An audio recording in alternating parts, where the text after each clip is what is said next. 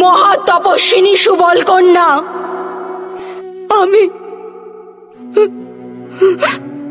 মহা হতভাগিনী দুঃখী মাতা আজ তোমাকে অভিশাপ দিচ্ছি। যে প্রকারে আমার বংশের বিনাশ হয়েছে, সেই প্রকারে তোমার চোখের সামনে তোমার যাদব বংশের বিনাশ হবে।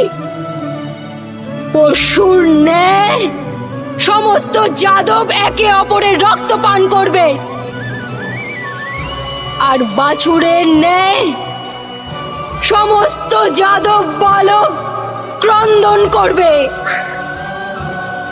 ওদের অশ্রু মুছিয়ে দেওয়ার কেউ থাকবে না।